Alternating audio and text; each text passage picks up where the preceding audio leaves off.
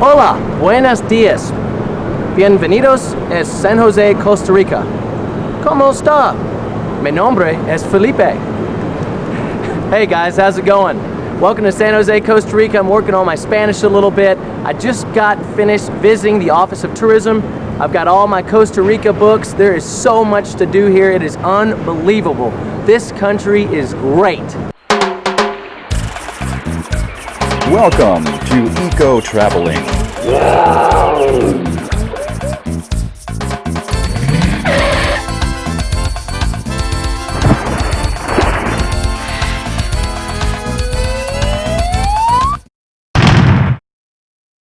Costa Rica is an eco-traveler's paradise. 10,000 species of plants. Good. 208 species of mammals. Wow, look at that guy. 850 species of birds. Sounds like a bell, did you hear him? Hummingbirds like you've never seen before. And 380 species of reptiles and amphibians. Look at that guy. Hey, what's up? Exotic wildlife, tropical rainforests, beaches, rivers, mountains, volcanoes, and an endless array of outdoor activities. Like the locals say, Costa Rica es pura vida. Let's go exploring. It's time to head to my first destination, the Monte Verde area.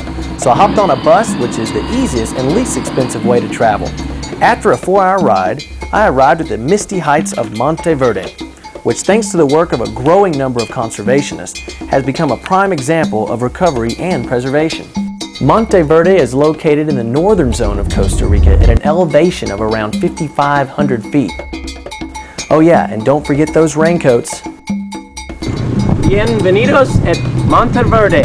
There's so much to do in this densely forested area, you need at least 2 days to see the nearby attractions and reserves. I decided to let Andy at Desafio Sports point me in the right direction. First stop, the Children's Eternal Rainforest. Be very, very quiet. We're looking for the bellbird. Sounds like a bell. Did you hear him? That was him. That was a bellbird. Hold on.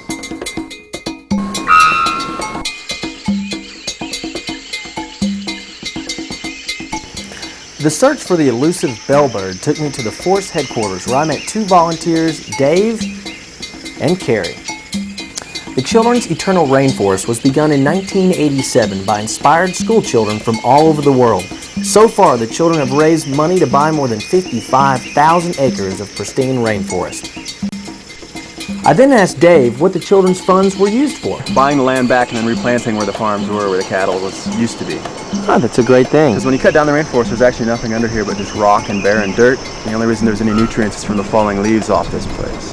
Then I asked Carrie what activities volunteers can be involved in.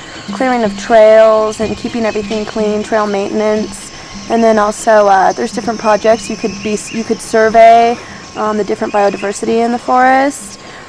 You could study, there's just so many different things, the insects, the butterflies, the hummingbirds, there's lizards and snakes. Hey, great! If you're interested in volunteering, stick around till the end of the show and we'll have some helpful information for you. You can't help but to be inspired by such a lush, life-giving forest such as this. There were creatures of all kinds wherever I looked. From the Caribbean to the Pacific, Costa Rica is home to a wide range of ecosystems. The comfortable yet quite often humid temperatures are superb for supporting many forms of life. Costa Rica may be one of the smaller countries in the Americas, but it has the widest variety of plants and flowers in the hemisphere. Thank goodness for the dedicated people that are helping to preserve their habitat. They've actually tried really hard to protect the environment, and so that's part of the project that I'm working on, is educating people. And they really try to keep things primitive, and it's really worked out beautifully. It's just so beautiful here. Children's Eternal Rainforest, an inspiring example of conservation at work. Thanks, kids. Next, it was off to the amazing butterfly farm. The views alone here are spectacular. For just $6, you can quickly become a butterfly and moth expert with the help of experienced guides that give a fascinating explanation of the habits and life cycle of each species. Look at that giant guy. Did you know that there are over 165,000 species of butterflies and they inhabit every single habitat on Earth except the polar ice caps? The caterpillars have interesting defense mechanisms. Many are poisonous, and some even have stink horns. When this guy is threatened, he pushes out something called stink horns. Can you see that? Yeah. Called stink horns. And on these stink horns, there's a chemical, butyric acid, which smells really gross. Outside at the moth wall, Andy taught us that moths usually fly at night and use the moon and stars to navigate. So that's why they fly into the lights.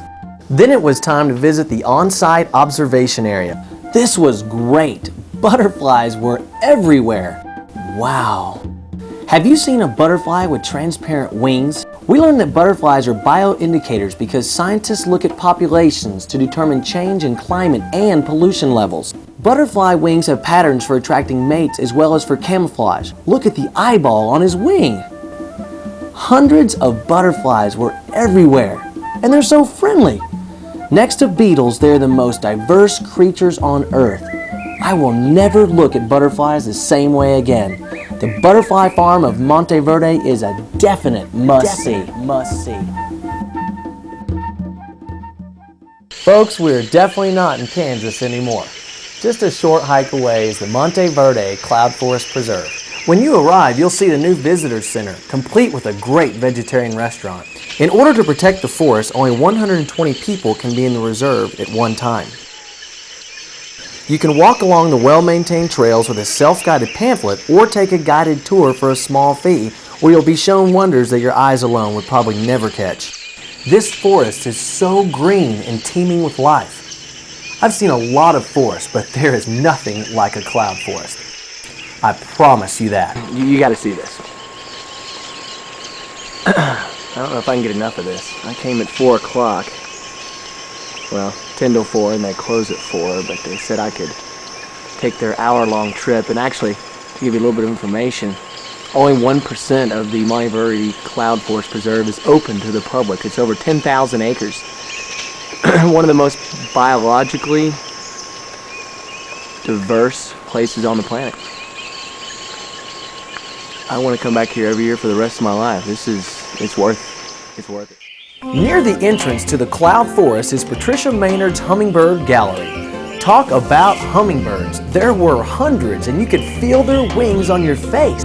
There are 330 species of hummingbirds, and about 1/5 are found in Costa Rica. These tiny nectar eaters have unusual wings that can rotate at the shoulders, allowing them to fly in any direction. Don't miss the Hummingbird Gallery of Monteverde, because the best part is that it's free. Well, the Monteverde area has been incredible, but it was time to head north over the pass to the Lake Arenal area. There are 2 options, 5 hours by car or 3.5 hours on horseback. The clouds were great up there, and after packing, our trusty guide Francisco got us on the trail. Muddy trail, that is, but man, what a blast. This adventurous $50 trip over the beautiful hills and lush forests can also be quite steep. For the health and safety of the horses, they should not make this trip more than once a week, so pick a responsible tour operator.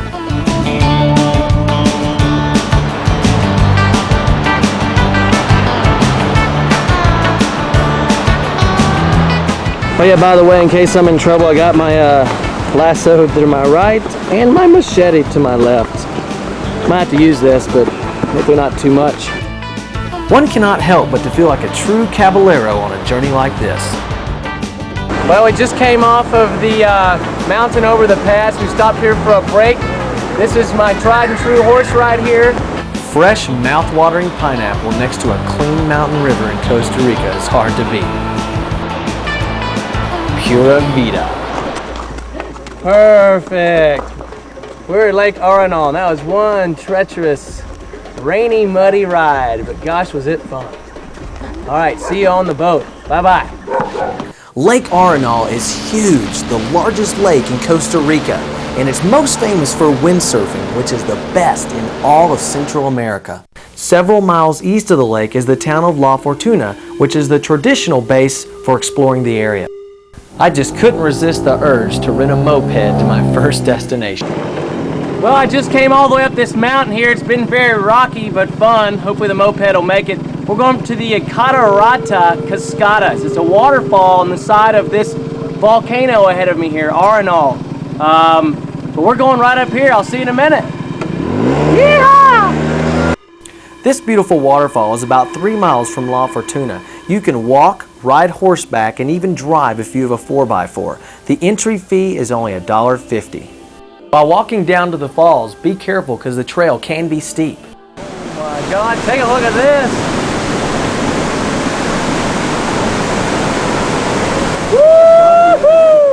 Woo-hoo! Swimming at the waterfall is not possible because of the force, but not far downstream you can soothe your soul.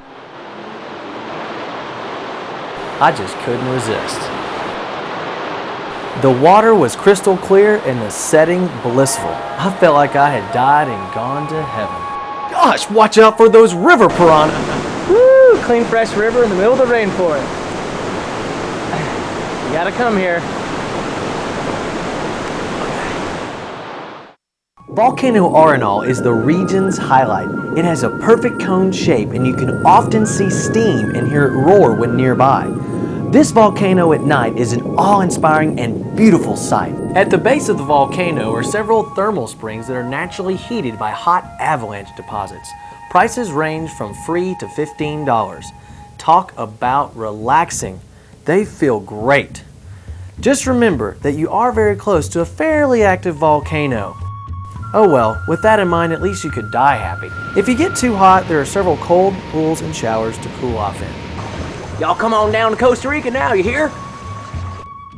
It's time to leave the north central region and head to the lowlands of the Caribbean coast, to the town of Puerto Viejo. Lodging here, like most rural areas, is safe, friendly, and costs anywhere from $3 to $20 a night, with hearty meals included. After talking to Captain Morgan, We're going to stay at the Kiskadee. this hostel, like many others, offered a relaxing environment in a beautiful exotic landscape.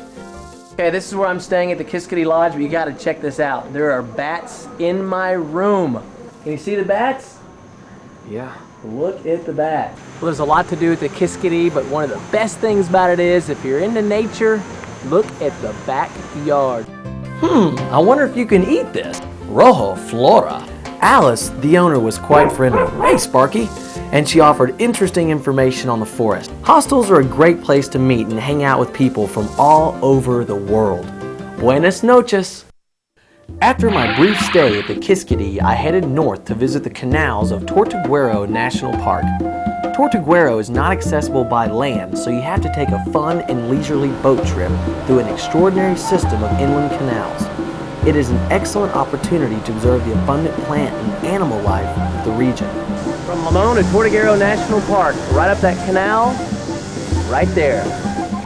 The jungle seems to hug the water's edge. This is a personal tour conducted by guides who know and love the jungle. Keep an eye out because they will help you locate freshwater turtles, crocodiles, monkeys, birds, and animals of all kinds. The best way to enjoy the exuberant vegetation and wildlife after arriving at the park is to rent a cayuca with a guide, which is only $10 for 3 hours. Pamphlo, what animals are we going to see on the river? Bird, animal, what? We have the river here, we have cayman, different kind of animals. Alrighty then, did you guys catch that? Tapir, These canoes are quite stable and easy to paddle and bring you very close to the forest. It's kind of like you blend in and become a part of it. The jungle seems to just talk to you. Wow.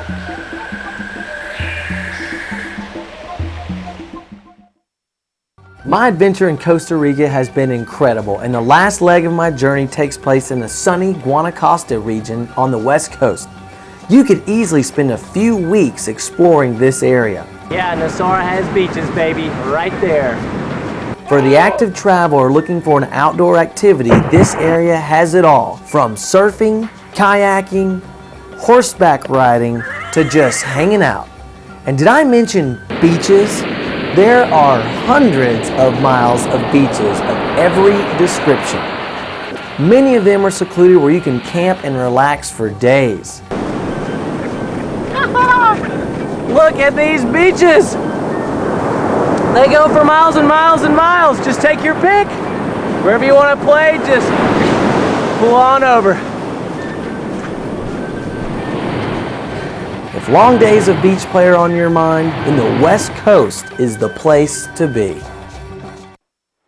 Well, I've been all night on the beaches looking for sea turtles, but I found this guy named Patrick. He's going to take me out in a boat out there.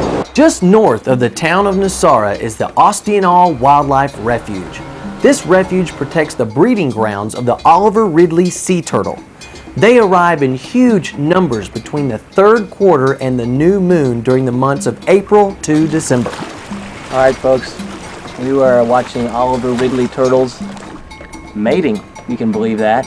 This is the home of the Oliver Ridley turtle in Costa Rica, Osteonal Wildlife Refuge, and there are turtles everywhere. And they're kind of busy as well. They'll stay busy too. They can do this for up to 4 hours.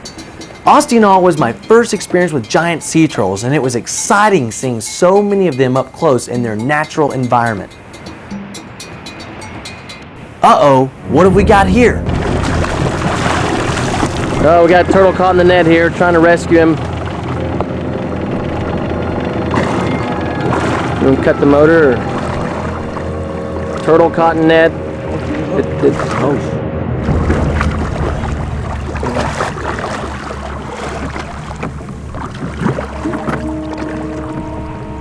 We got a turtle caught in the hook. This is a kind of a weird situation here.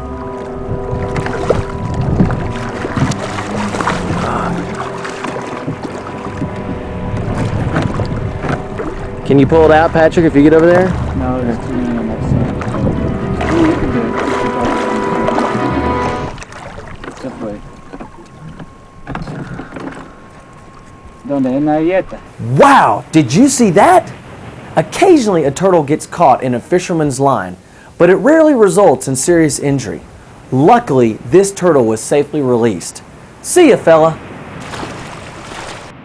If you're a diver like myself, no trip to the West Coast would be complete without exploring the ocean scuba style.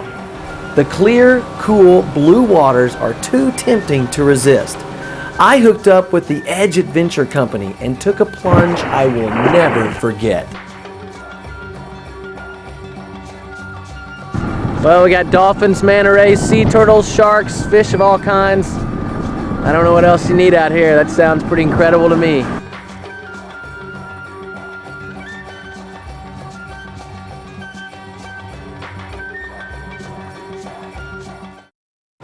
Costa Rica is a fisherman's paradise, and because of tourism, drift net fishing has largely been replaced by guided fishing charters. Most companies even subscribe to a catch and release policy. Woo! We fishing in Costa Rica, baby! We got us a sailfish! What a rush it was reeling in a 140-pound sailfish, and the best part was letting it go to swim freely again.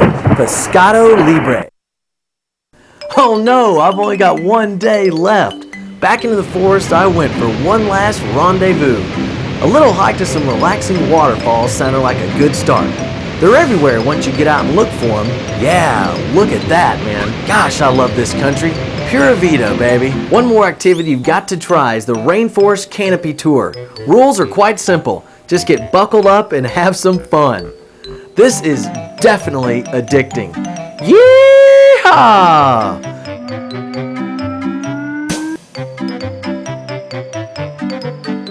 Woo! Watch out for those vicious birds. Finally, there's just enough time to visit one of Costa Rica's many natural volcanic jungle spas. And don't forget that magic mud. What an end to a great eco-adventure. This place has got it all, guys. It just can't get much better than this. The little country they call Costa Rica. Adios, amigos.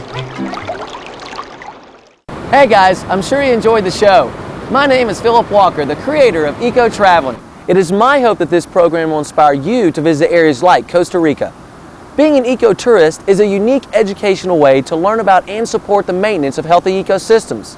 From help by people like you, places like Tortuguero National Park will continue to thrive for future generations to enjoy. And the best part about being an ecotourist is that it's a complete blast.